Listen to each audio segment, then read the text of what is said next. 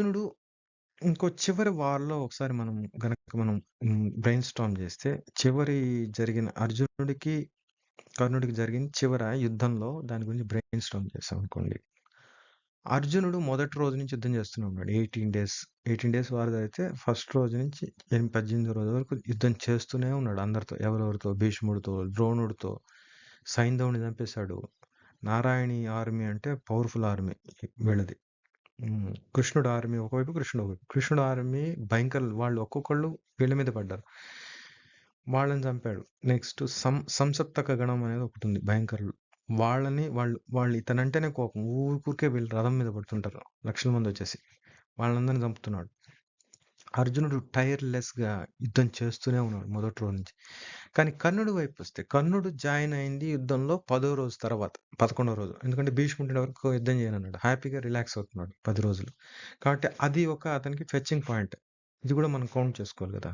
రిలాక్స్‌గా ఉన్నాడు. బాడీలో ఏం బాణాలు గుచ్చుకోవడం ఏం లేదు. రక్తం ఏం పోలేదు. ఊజ్ అవ్వలే. కాబట్టి కర్ణుడికి అదొక ప్లస్ పాయింట్. అడ్వాంటేజ్. అది మనం చూస్తే అర్జునుడే ఎక్కువ కష్టపడ్డాడు. అదొకటి. ఇంకోటేంటంటే కర్ణ ఓవర్ వాల్యూడ్ ఎండీవర్ అనమాట ఆయన. కర్ణుడు అందరిని ఆయన ఎక్కువ పొగడ్డం అని గొప్పగా చూస్తారు తప్ప యాక్చువల్‌గా హ్మ్. అంత అంత సీన్ లేదన్నట్టు ఉంటుంది. ఎందుకంటే కర్ణుడు ఓన్లీ 1.5 డేస్ ఆయన ఆర్మీ దీనికి లీడర్‌గా ఉన్నప్పుడు, సైన్యాధిపతిగా ఉన్నప్పుడు ఓన్లీ 1.5 డేస్ మాత్రం సస్టైన్ అయ్యి చనిపోయాడు. అదే ఆయన ఎప్పుడు తిడుతూనే ఉంటాడు. అంతేకాకుండా కర్ణుడు ముందే దుశ్శాసనుడిని భీముడు చంపుతున్నాడు. ఆయన ఆపలేకపోయాడు. 1.5 డేస్‌లోనే. ఆయన సైన్యాధిపతిగా ఉన్నప్పుడే. కానీ మీరు గనక చూస్తే భీష్ముడిని ఎప్పుడూ కర్ణుడు తిడుతుంటాడు. "ముసలోడివి నువ్వు నీకెందుకు? వాళ్ళ మీద నీకు అభిమానం కాబట్టి నువ్వేం పీకగలవా? నువ్వేమైనా చేయగలవా?" అని. కానీ భీష్ముడు అందరికన్నా 10 రోజులు యుద్ధం చేశాడు. చాలా ఎక్కువ మందిని చంపాడు. 10 రోజులు ఆపాడు. చివరికి వీళ్ళ మాటలు తట్టుకోలేక ఇదయ్యాడు. ద్రోణుడైతే 5 డేస్.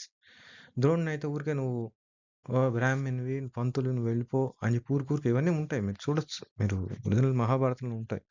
వాళ్ళిద్దరిని ఎట్లా అవమానించారు వీళ్ళు వాళ్ళ కౌరవ సభలో. మనకు తెలిసేది కౌరవుల్ని వీళ్ళు క్లాస్ తీసుకున్నారు. లెక్చరర్స్‌లా చూపిస్తారు దాన్ని. దుర్యోధనుడు అండ్ కో ఈ పెద్దోళ్ళని ఎల్డర్‌లీ అబ్యూజ్ ఎట్లా చేశారు ఈ కాలంలో చెప్పాలంటే, పెద్దోళ్ళు ముసలోళ్ళని ఎంత అవమానించారనేది మీరు చదవచ్చు. భీష్ముడిని, ద్రోణుడిని. మాట్లాడుతుంటే అటు చూస్తాడు ధృతరాష్ట్రుడు. వీళ్ళతో మాట్లాడుతుంటాడు. ధృతరాష్ట్రుడు వాళ్ళ మాటలు వినడు. విదురుడు. ఈ ముగ్గురు మంచి మాటలు చెప్తుంటే వినడనమాట.